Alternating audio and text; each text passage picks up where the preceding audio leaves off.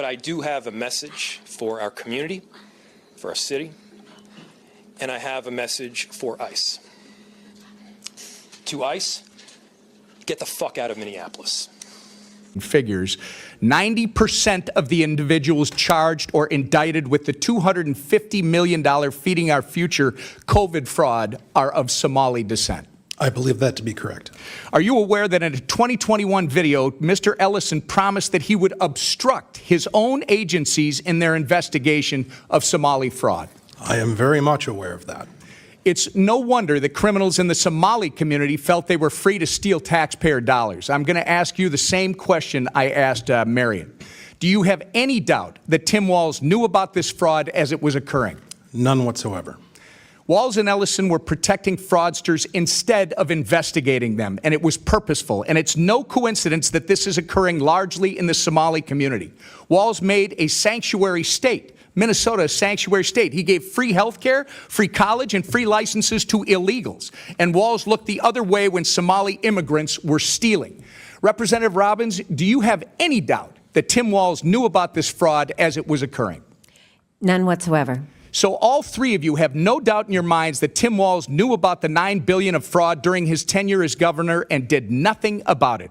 It looks like my time is about to expire, and I do want to say to all of you, on behalf of Minnesota, thank you for being here. You can see the vehicle there. That's law enforcement pulling up in the pickup. And it is the Honda Pilot that we should be focused on here. It's about a purplish, reddish color here. So let's take a look. Agent walking up.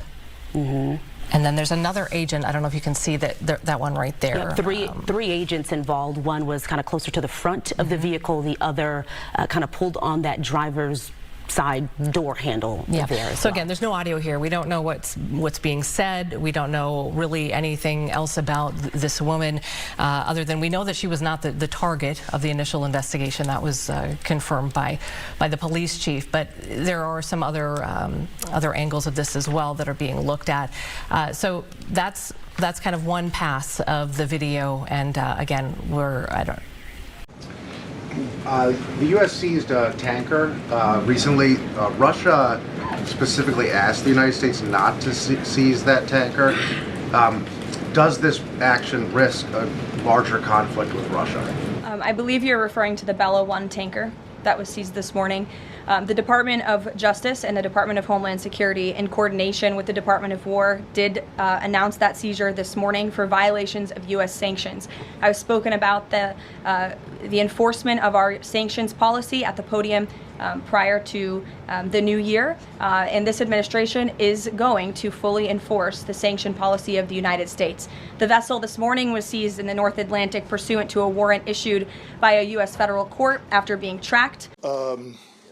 A very difficult time for everyone in the city. And this is obviously a very, very tragic situation where a woman has lost her life. That being said, in addition to this tragedy, which unfortunately we did predict, we were seriously concerned about further escalation from the scene. And I want to thank the elected officials that came themselves to help us prevent that from happening, as well as the individuals on that scene that remained peaceful and that abided by law enforcement instructions so that we could preserve that scene and ensure that a full and transparent investigation can take place. That being said, I just echo the mayor's comments that we ask that the community continue to call for peace. We understand people are going to be upset about what happened, and people are going to want to exercise their First Amendment rights. But please do so safely and lawfully to ensure that we do not have any further tragedy in this city or destruction. The most severe ones was that they would be fired with cause, so they couldn't have unemployment insurance, that they would be blacklisted from all state agencies, and I bet that it's also Hennepin County and Ramsey County, as you know, those are Democrat-run, and much, much more. Based on what you've learned, Representative, over the last several years, do you have any doubt that Governor Tim Walz knew about this fraud as it was occurring? He absolutely knew that it was occurring. Thank you. The Housing Stability Services Program was estimated to cost about $2.6 million per year, but before it was shut down last October, it was on track to run about $122 million in 2025. In fact, I think they sucked $161 million out of it from the point it started in 2020 until it was finally shut down. Isn't that correct? That is correct, and Joe Thompson believes that 90% of that was fraud. Yeah. The Quality Leering Center, as uncovered by Nick Shirley, received almost $10 million in funding. Is that accurate? I believe it is.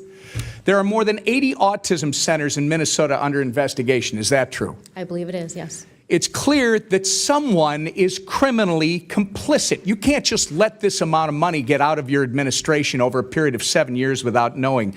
There was a hearing in the state regarding the fraudulent housing stabilization program, but before that hearing, Governor Walz fired the official who was slated to testify so that they could not testify and expose what was happening under Governor Walz's watch.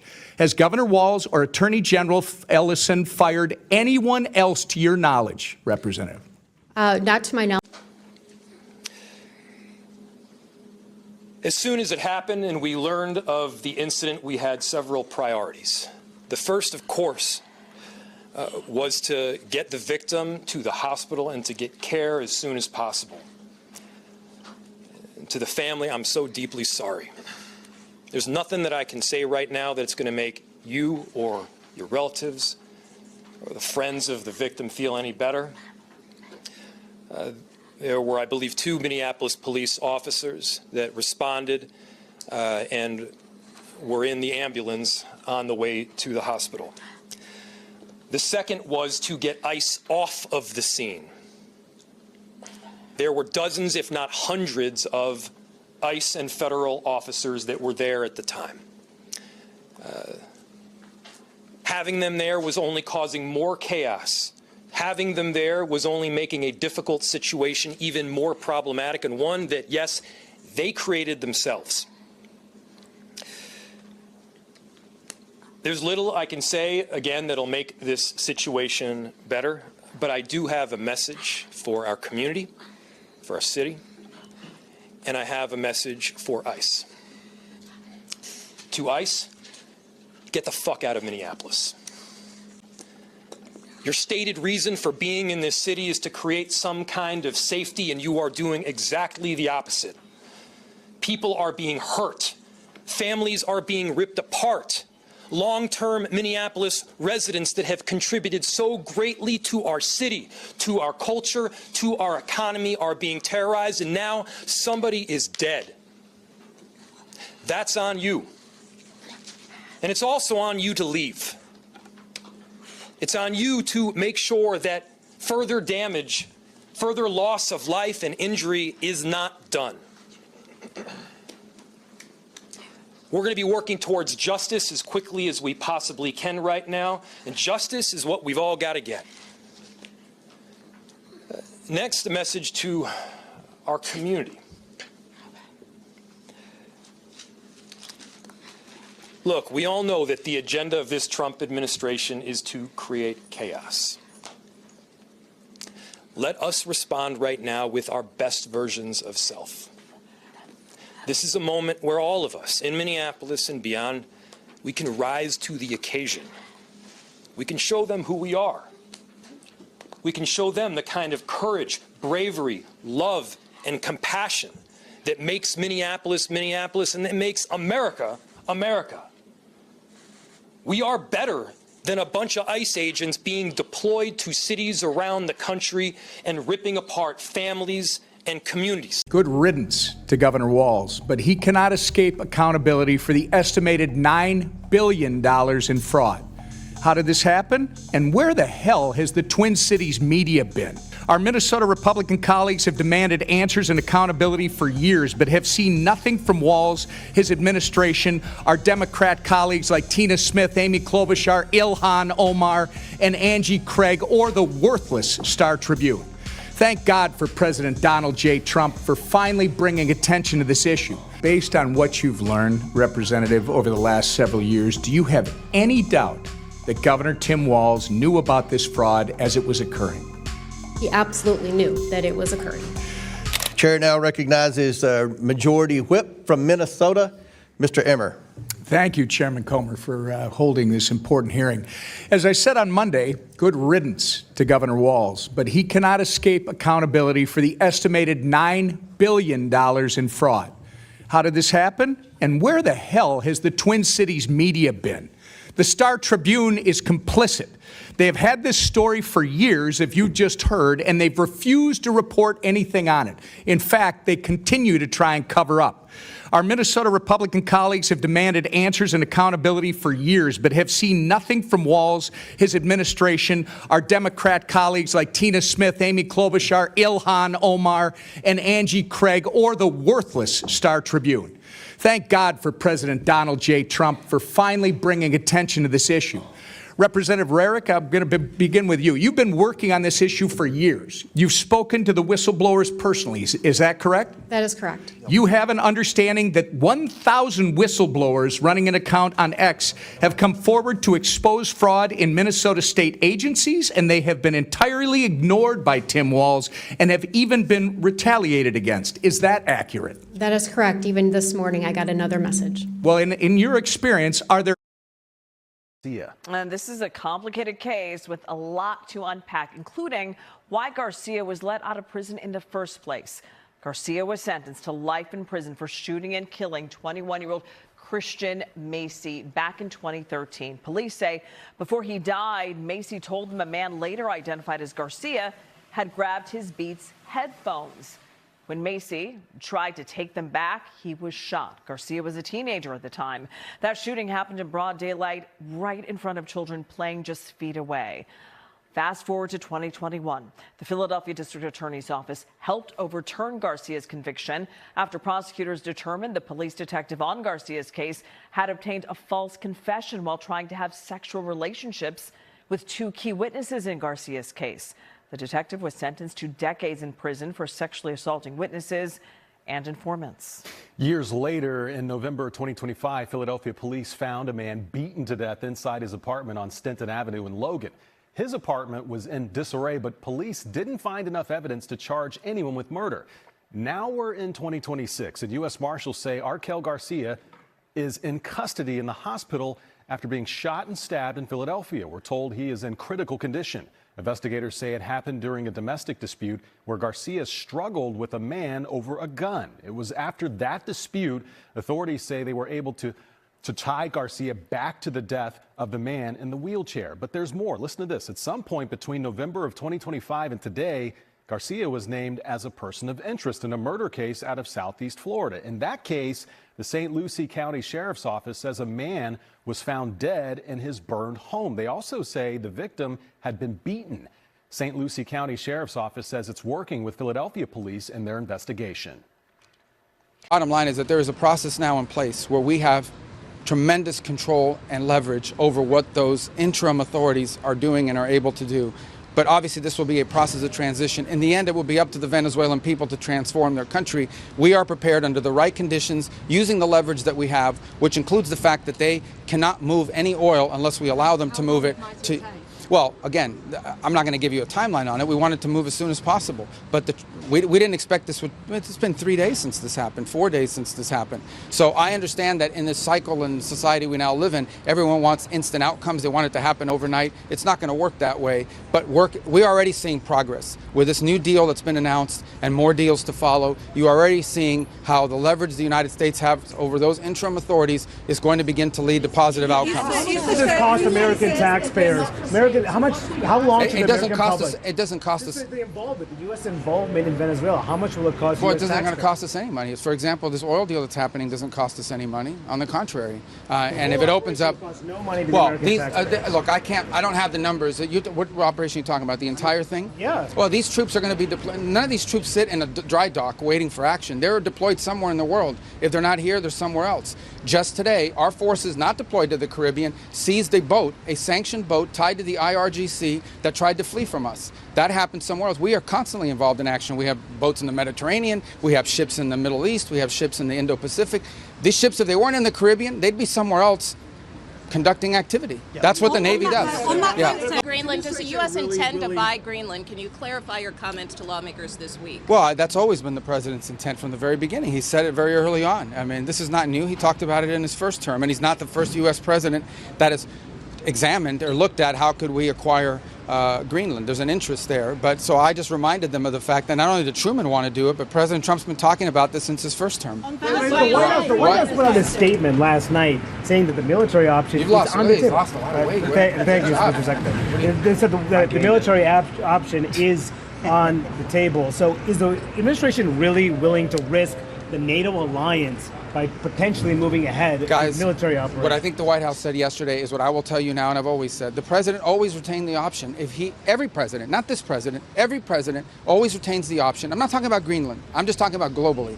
If the president identifies a threat to the national security of the United States, every president retains the option to address it through military means. As a diplomat, which is what I am now, and what we work on, we always prefer to settle it in different ways. That included in Venezuela. We tried repeatedly to reach an outcome here that did not involve having to go in and grab an indicted drug trafficker. Those were unsuccessful, unfortunately. The people of Venezuela are waking up to the same regime. Do you not worry? And the reason why we understand and believe that we have the strongest leverage possible is our quarantine. As you've seen today, 2 more ships were seized. We are in the midst right now and in fact about to execute on a deal to take all the oil. They have oil that is stuck in Venezuela. They can't move it because of our quarantine and because it's sanctioned. We are going to take between 30 and 50 million barrels of oil. We're going to sell it in the marketplace at market rates, not at the discounts Venezuela was getting. That money will then be handled in such a way that we will control how it is dispersed in a way that benefits the Venezuelan people, not corruption, not the regime. So we have a lot of leverage to move on the stabilization front. The second phase will be a phase that we call recovery, and that is ensuring that American, Western, and other companies have access to the Venezuelan market in a way that's fair. Also, at the same time, begin to create the process of reconciliation nationally within Venezuela so that the opposition forces can be amnestied and released and from prisons or brought back to the country and begin to rebuild civil society. And then the third phase, of course, will be one of transition. Some of this will overlap. I've described this to them in great detail. We'll have more detail in the days to follow. But we feel like we're moving forward here in a very positive way. So how long will this take, Secretary? Some senators who were in that briefing describing your operation variously as that you're winging it, that there's no plan for Venezuela going forward. Yeah, I know. They're going to say that. I used to be a senator too. That's what you always say when it's the other party. The bottom line is we've gone into great detail with them about the planning. We've described it to them. In fact, it's not just winging it. It's not just saying or speculating it's going to happen. It's already happening. Like the oil arrangement that we've made with PDVSA on their sanctioned oil that they can't move. Understand, they are not generating any revenue from their oil right now. They can't move it unless we allow it to move because we have sanctions, because we're enforcing those sanctions. This is tremendous leverage. We are exercising it in a positive way. The president described it last night. Secretary will have more to say on it today, who is involved in running this portfolio. And we feel very positive that not only will that generate revenue that will be used to the benefit of the Venezuelan people, and we're ensured that that's what the case is, but it also gives us an amount of leverage and influence and control over how this process moves forward. Police say the suspect reported her missing and then fled to India. WJZ investigator Mike Helgren live at the apartment complex near the mall in Columbia where that murder unfolded. Mike, what have you learned? Denise, the victim's father spoke to reporters in Hyderabad, India, and he says money is the motive in this case. He called for tough punishment for his daughter's accused killer. Now, police are telling us this murder was premeditated. The absconding former boyfriend of an Indian woman who was found dead in the United States has now been arrested. Several media outlets in India are reporting Arjun Sharma, the man accused of killing his former girlfriend Nikita Gadashala and fleeing to India, is now in custody in Tamil Nadu in the southern part of that country. Tamil Nadu police has taken into custody Arjun Sharma. But Howard County Police tell WJZ Investigates they cannot confirm an arrest in the case, and the international manhunt continues with assistance from Interpol. It could take quite a bit of time to process and hopefully get him extradited. Police allege Sharma stabbed Gadashala multiple times in his Columbia apartment on New Year's Eve, then reported her missing on January 2nd, the same day he fled the country. She posted to Instagram about her journey from India to America and how she rebuilt her life in Maryland. My daughter went to Columbia 4 years ago. She was working there. He was her ex-roommate. It is not right that he was her ex-boyfriend. Gadashala's father, speaking to reporters in India, says the motive was financial and denies the two were ever in a romantic relationship. 4 people used to stay in an apartment. Her ex-roommate used to take a lot of money from my daughter. When she asked him to return the money before he flew to India, he killed her and ran away. I request the state and the central government to hand over the body of my daughter as soon as possible. Neighbors are in shock and hopeful for justice in the case. I feel deeply sorry for the family. Guilty don't rest oftentimes, and whatever he... This assault was brutal and brazen and occurred in a place where people go for help. 55-year-old Barry Howes facing charges he raped a partially paralyzed patient receiving treatment at Boston Medical Center in September. He took the call button out of her hand and placed it on the ground out of her reach and said something to the effect of, "If they find me, they'll find you," while making a shushing motion with his finger over his mouth. Due to her partial paralysis, she could not reach her phone, which was under her body at the time. Prosecutors say Howes should have been supervised while he was in the ER, where he was being held for a psychiatric evaluation, but that he somehow slipped away. His attorney says he's being treated for schizophrenia, but that he doesn't remember that night. They've given him medications for schizophrenia. That's what they've given him. He was off his medications. He was totally blacked out. All right, so he has no idea of what's going on. Prosecutors say the suspect was taken to the ER that night after his family called police worried about his safety. His attorney says he should not have been left alone. And should have been treated and should have been isolated. He was not.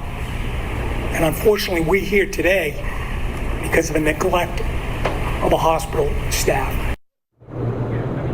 Now, that suspect being held without bail. Of course, there are a lot of questions about how this could have all happened. We have reached out to BMC, but have not heard back. We're live at Suffolk Superior Court. John Atwater, WCVB News Center. Mystery packages. Yeah, KHOU 11's Cheryl Mercedes breaks down what you need to know. Those mystery seeds from China are popping up in mailboxes again. People from across the state are reporting mystery packages full of seeds mailed from China that they didn't order. Officials say it's happened in lots of places so far. Now, these aren't the cute garden seeds that you're thinking of. They're unidentified and could be invasive or harmful to farms, your garden, and even the local ecosystems. That's why the Texas Department of Agriculture is urging everyone to stay alert. If you get something like that in the mail, don't open them, don't plant them, and don't toss them in the trash either. Keep them sealed and report it to the Texas Department of Agriculture and let them handle it. Oh, that's crazy. All right, catch up on stories just like that and so much more. Just check out the KHOU 11 app and our Instagram page. Walz is facing growing calls to resign over the scandal in his state, a day after he announced he was dropping his re-election campaign. Alexis McAdams is live. She's been watching all of this from Minnesota. She's in St. Paul with more. Hi, Alexis. Hi, John. It's cold here in Minnesota, but the White House is trying to turn up the heat here on Governor Tim Walz as they're looking into lots of allegations of fraud across the state. Yesterday, Tim Walz said he was going to take questions. He ended up just kind of reading a statement about why he was not going to run for re-election. But it comes as Republicans in D.C., John, say they have worked on a subpoena and they want Walz to come testify about what he knew and when he knew it about the fraud. I think by Governor Walz abruptly resigning or dropping out of the governor's race, I think that is an admission of guilt to the average American. He's going to be given due process. We do expect him to be in the House Oversight Committee. He will receive a subpoena. We've invited him to attend. We're following the normal process for issuing a subpoena, one which will win in court. So Governor Walz dropped his re-election bid yesterday. Today he took some questions at a press conference that just wrapped up. He told the press that he should also get credit for the good things he's done in the state of Minnesota, not just the blame. But that's just not how it works sometimes in politics, right, John? So he's also calling himself the most transparent governor in Minnesota's history, saying he held more press conferences, rather, than anybody who had the job before him. The main thing he wanted to get across to the media was that President Trump is trying to weaponize these fraud cases, and then said he talked to his family about it, and they decided this wasn't for him right now. President Trump says Walz was caught, quote, red-handed for his role in the fraudulent Somali scams across Minnesota. And Walz is not the only Democrat politician that the feds are looking into. This is a concerted effort to try and destroy the president's opponents, to destroy the rule of law, and it became apparent to me that he was going to do that with me being there, and I just feel, along with my family, that it's the best decision for Minnesota, and I feel very confident in that. I think it's going to be clear that Minnesotans agree with that. Governor Hochul blasting the Trump administration for freezing nearly $10 billion in benefits for social services programs in New York and 4 other states. Because our kids should not be political pawns in a fight that Donald Trump seems to have with blue state governors. The move will freeze $7 billion for the Temporary Assistance for Needy Families program, nearly $2.4 billion for the Child Care Development Fund, and roughly $870 million for social services grants that largely benefit children. In a statement, a spokesman for the Department of Health and Human Services said, for too long, Democrat-led states and governors have been complicit in allowing massive amounts of fraud to occur under their watch. The news comes just days after the Trump administration paused federal funding of child care programs in Minnesota amid a deepening federal probe into allegations of fraud involving social services. How will this affect childhood programs statewide?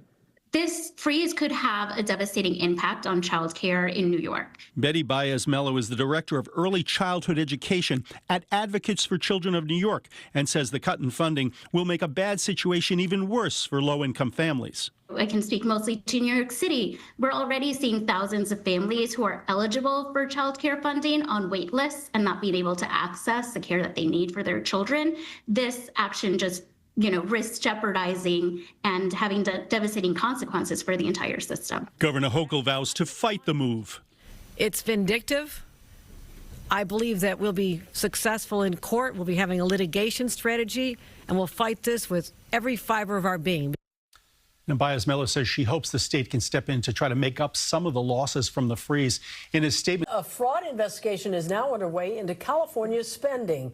The announcement is reviving that feud between the president and Governor Newsom. NBC4's Conan Nolan live on a newsroom with more on Mr. Trump's accusations and, of course, the response from Governor Newsom. Conan. That's right. Keep in mind, it's a rare moment that President Donald Trump doesn't include in a public address a mention of the state he seems to dislike the most, California. Such was the case today in yet another back and forth with a man many consider to be a strong candidate to replace him in 2028, that being the governor, Gavin Newsom. President Donald Trump today at a Republican Party retreat, a speech he said he thought about canceling after learning of the sudden death of Northern California Republican Congressman Doug LaMalfa.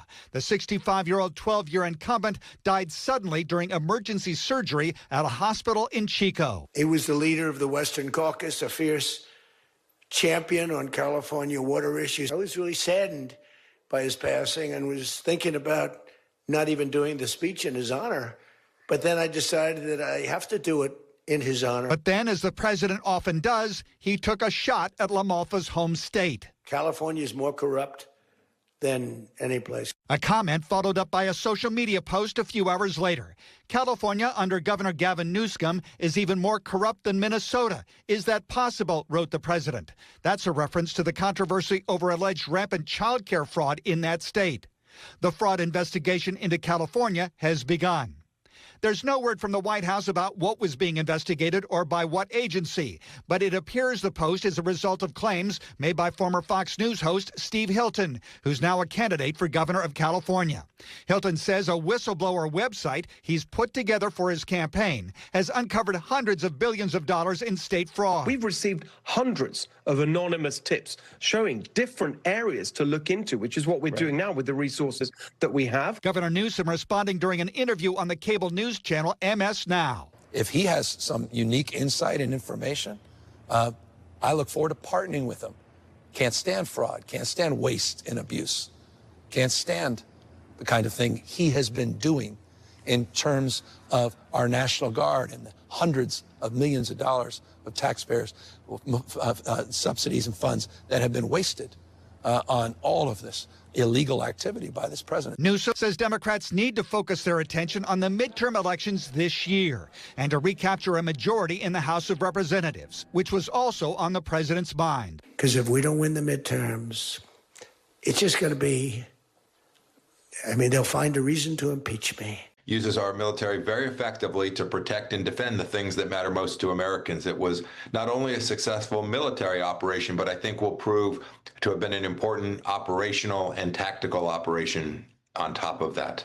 And maybe, and I mentioned this just moments ago as an aside, you headed up the CIA, and maybe some tactical mistakes by Maduro riding around in a moving car just before he was taken. I mean, giving them a GPS dream. Anyway, Politico was reporting that U.S. officials have given Venezuela's new acting president a list of demands now because she wants to stay in place. She's officially the acting president after having been the vice president, her old boss, Maduro. Here are the demands: cracking down on the drug flow, kicking out Iranian and Cuban and other networks that are hostile to the U.S., stopping oil sales to the U.S. adversaries, and to eventually facilitating a free election and stepping aside. Your take? Harris, that's the exact right list. I know Delcy Rodriguez. I know Pedrino, the head of the military. I'd worked with them, talking to them through our intermediaries when I was a CIA director and Secretary of State. These are committed Chavistas. These are people who believed in Maduro and his model because they were beneficiaries of it. They had nice lives, beautiful homes, all of that. If we can apply enough coercive power against them and convince them to behave in a way that delivers against those objectives, this will have been an enormous strategic victory on top of the tactical operational success. But that's the task ahead. I just remind folks who are already screaming that this hasn't happened fast enough. This is 25 years of Maduro.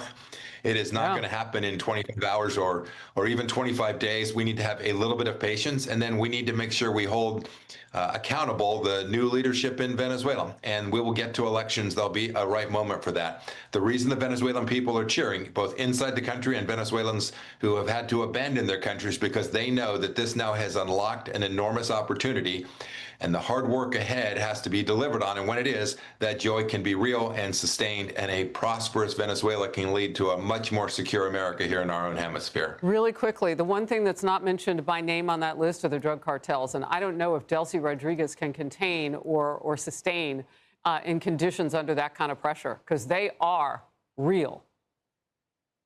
Harris, this is the reason the president talks about Costa Rica, Mexico, right? These cartels are very powerful political players in each of those countries as well. You're precisely right to focus on that. She is going to have to figure out a way to take them down, keep herself alive at the same time. This is the challenge, but take them down. And this is what has to happen in each of these countries to protect not only their people and the horrible kleptocracies inside of their country, the narco-terrorists, but keep Americans safe as well from these drugs flowing into our country. And my quick follow, as promised, are those countries willing to work together? Will you see President Sheinbaum in Mexico, and will we work with them to root out those cartels?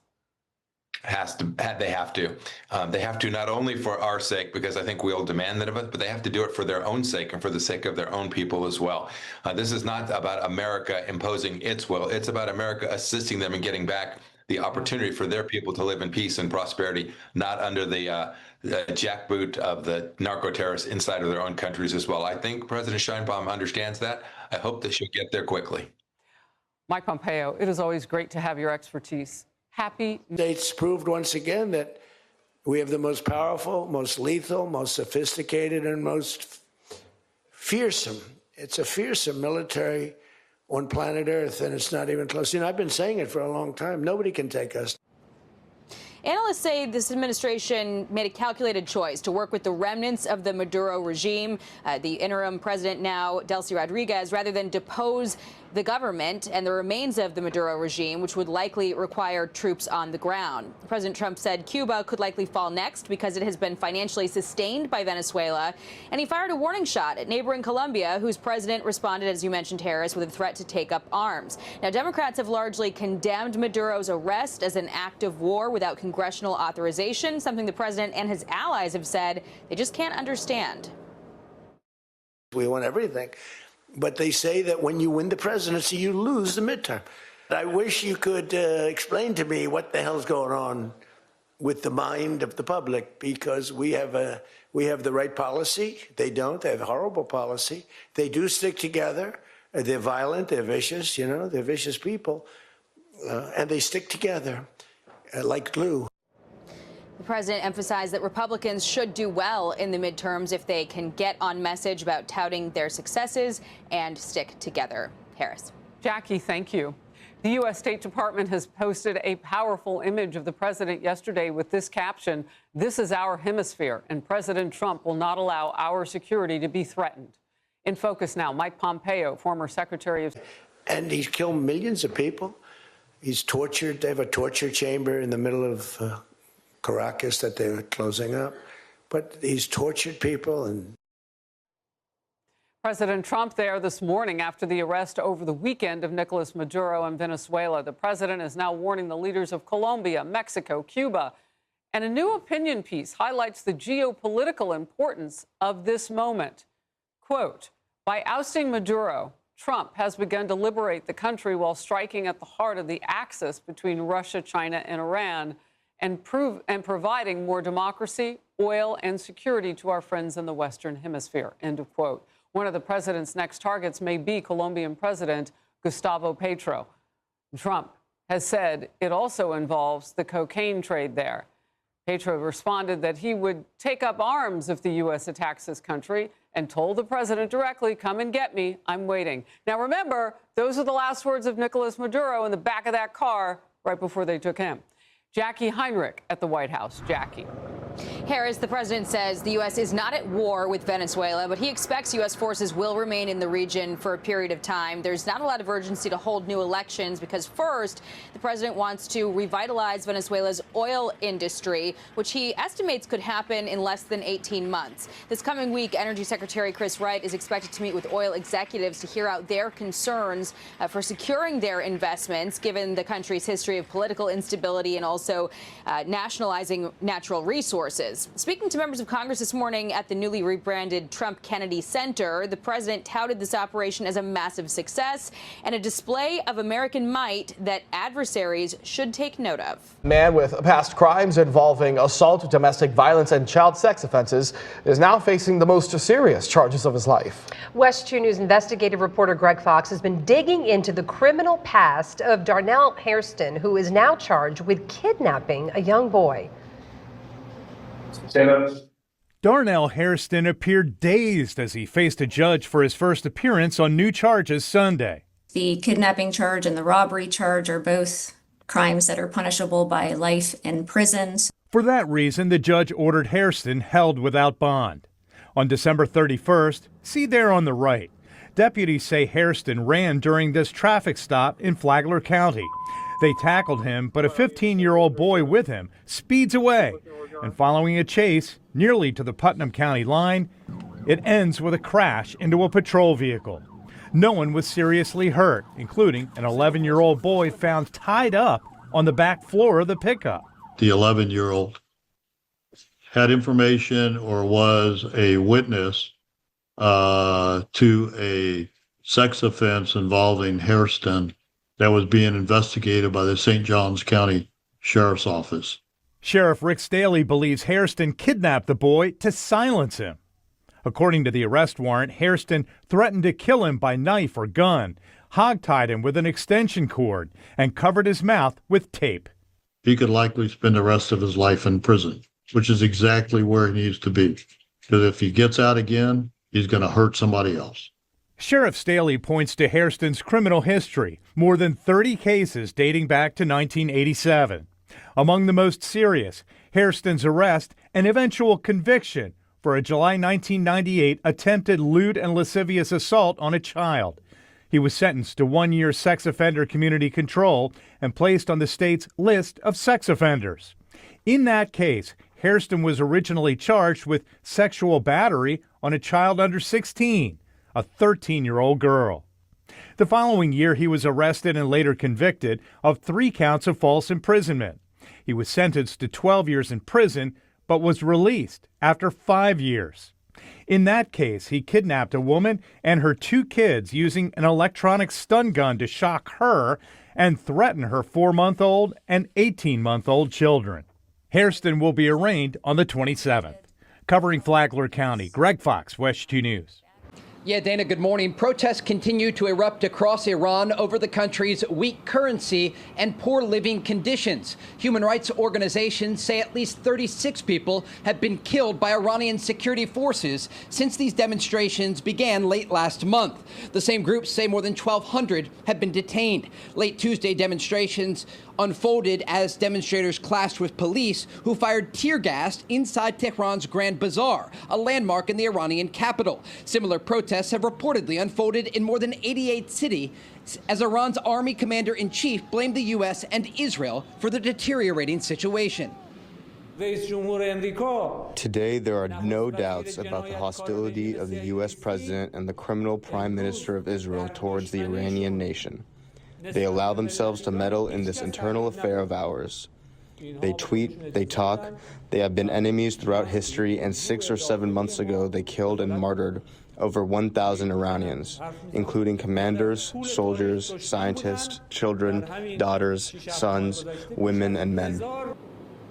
The commander referencing the June 2025 strikes that were launched by Israel and the United States amid the 12-day war when President Trump ordered the destruction of Iranian nuclear sites. 6 months later, there are growing questions about the possibility of another direct conflict with Iran, as the president has warned Iranian leadership against killing demonstrators. Overnight, the son of Iran's exiled Shah was on Fox News saying this to Sean Hannity.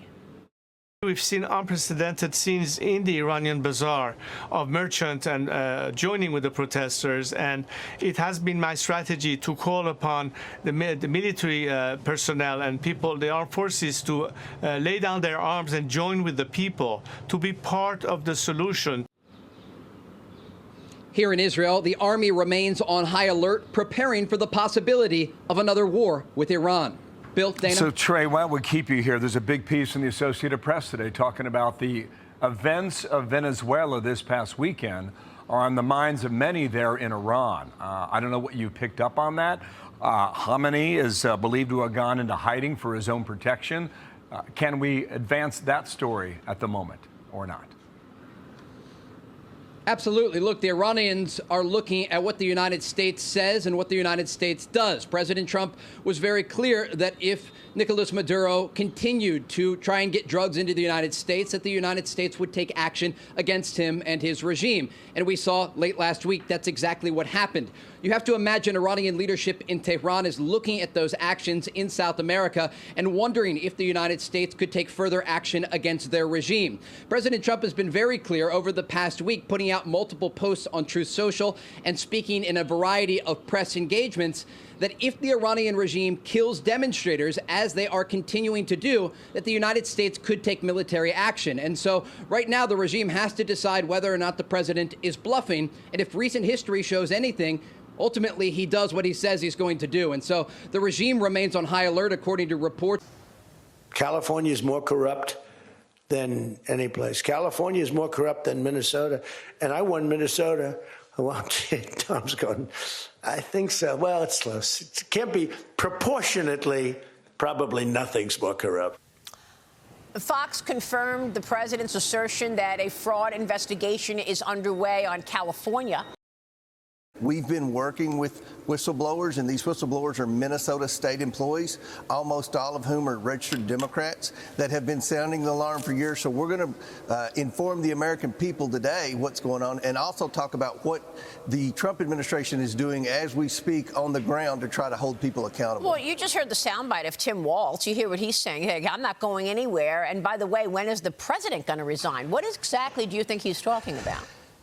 Well, he has to be talking about January 6th, because that's all they want to talk about today. In fact, I think their witness, the minority always gets a witness. We have state legislators. This is a hearing today in oversight about fraud, about billions of dollars of fraud in one particular state. And the Democrats will want to, their members aren't going to talk about fraud because they don't care about wage fraud abuse. They care about January 6th all of a sudden. So that's what I think he was referring to. But at the end of the day, he's going to have to answer a lot of questions. If he doesn't voluntarily come in for our committee hearing that's already scheduled next month with him and Attorney General Keith Ellison, then he will be receiving a subpoena very soon from me, because he's going to have to answer a lot of questions to the American people. We're talking about a significant percentage of Tim Walz's entire budget for the state of Minnesota appears to have gone 100% in the way of fraud, primarily by the Somali community. Well, Mr. Chairman, let me ask you a question about that, because you say all they want to talk about is January 6th. Are you investigating what they did on January 6th? There is a report that Lieutenant Michael Byrd, who's the officer who shot Ashley Babbitt dead on January 6th, he allegedly was operating an unaccredited home daycare. I mean, is that part of your investigation? Are you looking at the fact that right now we understand that the CIA told the court it cannot produce any requested January 6th documents and information for 4 more years? 4 more years, we can't see the documents? Why? I don't know, but that's a committee that the Speaker has tagged Barry Loudermilk from Georgia.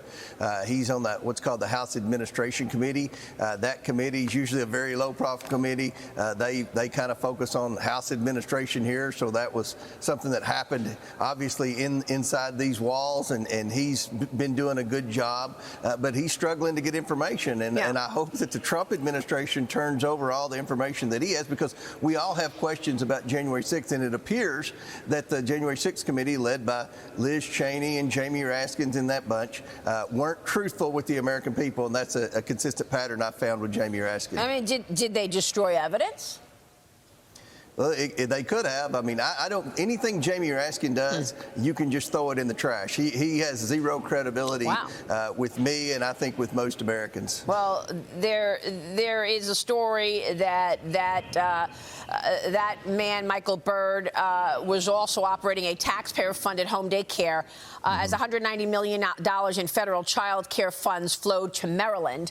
Now, the president has talked about other fraud in other states. The president is actually accusing another blue state of fraud and corruption. Watch this.